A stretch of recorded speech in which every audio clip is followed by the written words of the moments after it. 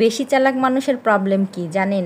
সে যে এত চালাক সে নিজের চালাকিটাই ধরতে পারে না, মানে তার চালাকি যে সবাই বুঝে যায় সে এটাই বুঝতে পারে না। হঠাৎ করে এই কথা কেন বললাম বলছি। সকাল সকাল বেশ কিছু কাপড় নেড়ে বেলকনিতে নেড়ে দিয়েছিলাম, এগুলো এখন শুকিয়ে গিয়েছে, তুলে নিচ্ছি।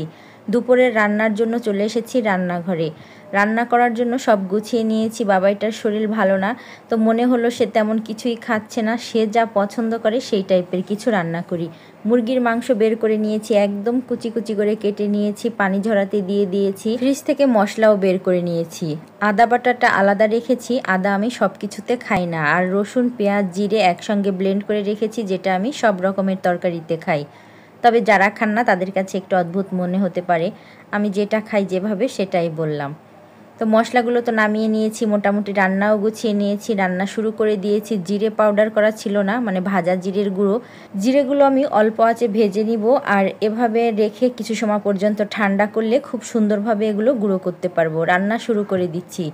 বেশি চালাক মানুষ কেন ভালো লাগে না জানেন? অতিরিক্ত বিরক্তিকর, জানি না, বোরিং টাইপের লোক হয় অতিরিক্ত চালাক মানুষ। ওদের প্রত্যেকটা কথাই চালাকিগুলো ধরা পড়ে যায়। আপনাদের সঙ্গে কীরকম চালাক মানুষের দেখা হয়েছে? অনবরত ভালো হওয়ার নাটক করে যায়। আর সব থেকে বিরক্তিকর আমার জন্য যেটা, সে হচ্ছে আমার পরিচিত লোক। এদের মধ্যে যদি কিছু হয়, মানে এদের মধ্যে থেকে যদি কেউ হয়, তখন তো বুঝতে পারছেন কেমন লাগে।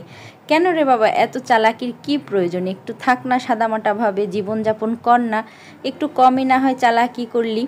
এরই মধ্যে আমি কিন্তু মাংসগুলো তেলের মধ্যে ভেজে নিয়েছি। পানি ঝরিয়েছি বলে মুরগির মাংস থেকে তেলের মধ্যে দেওয়ার পরে খুব বেশি পানি ছাড়িনি। আর লবণ দিয়ে ভাজতে গেলে এক কড়াই পানি হয়ে যেত, তাই আমি লবণ ছাড়াই মাংসগুলো ভেজে নিয়েছি। তার মধ্যে দিয়ে দিয়েছিলাম পেঁয়াজ কুচি, আদা বাটা, রসুন বাটা, জিরে বাটা। পেঁয়াজের পরিমাণ একটু বেশি দিয়েছি। এভাবে পেঁয়াজ দিয়ে ভাজা ভাজা করে মাংসের সঙ্গে এই ভাজা পেঁয়াজের গন্ধটা কার কেমন লাগবে জানি না, আমার কাছে ভালো লাগে। ছেলে তো আরও বেশি পছন্দ করে, তাই এভাবেই আজকে রান্না করেছি। পাশের চুলায় বসিয়ে দিয়েছিলাম শুধুমাত্র এগুলোই রান্না। ডাল তো বসিয়েছি, একবারে মেখে চুলায় বসিয়ে দিয়েছি। পাশের চুলায়, মানে একসঙ্গে দুই চুলায় জ্বালিয়ে দিয়েছি। রান্নাটা প্রায় হয়ে গিয়েছে। নামানোর আগে আমি এখানে একটু ভাজা জিরে দিচ্ছি। এত পরিমাণ ভাজা ভাজা করে ফেলেছি যে দেখুন কালারটাই পুরো পাল্টে গিয়েছে। এরই মধ্যে খুবই অল্প কিছু রান্নাবান্না করে নিয়েছি। রান্না করতে করতে টুকিটাকি বাসার কাজ, রান্নাঘরটাও গুছিয়ে নিয়েছি। দুপুরের খাবার দাবার শেষ হয়ে গিয়েছে। এই ভাজা ভাজা মাংসটা এত পছন্দ করে আমার ছেলে, ভাতের সঙ্গে না, শুধু বার্গারের সঙ্গেও, মানে বার্গারের মতন করেও খাওয়া যাবে। আবার হচ্ছে যেটাকে বলে ভাজা পুলি পিঠা, সেটা দিয়েও কিন্তু, মানে সেটার মধ্যে দিয়েও রান্না করে বা বানিয়ে খাওয়া যাবে। এই পাউরুটিগুলো সাধারণত দেখা যায় যে দুধ দিয়ে ভিজিয়ে খেতেই বেশি ভালো লাগে। তবে ছেলের আবদার, আর মায়েদের তো একটু ব্যতিক্রম কিছু বাচ্চাদের করে দিতে পারলে ভালো লাগবে। সে বলতেছে এগুলো দিয়ে বার্গারও করা যেতে পারে। তখন ভাবলাম ফ্রিজে তো মোটামুটি বার্গার করা যাবে, এরকম কিছু উপকরণ রয়েছে, তাহলে একটু বানিয়ে দেই। মজেরেলা চিজগুলো দিয়ে আমি এখানে একদম হালকা আঁচে ঢেকে রাখবো। উপর দিয়ে সামান্য একটু দিয়ে দিব, যাতে সুন্দর একটা ফ্লেভার বের হয়। জানি খুব একটা বার্গারের টেস্ট আসবে না, তবে বাচ্চা খুশি হবে কিন্তু।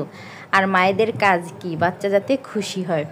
তো এরই মধ্যে কিন্তু মোটামুটি সব উপকরণগুলো রেডি, একদম চুলার মধ্যে হালকা আঁচে ঢেকেও রেখেছি।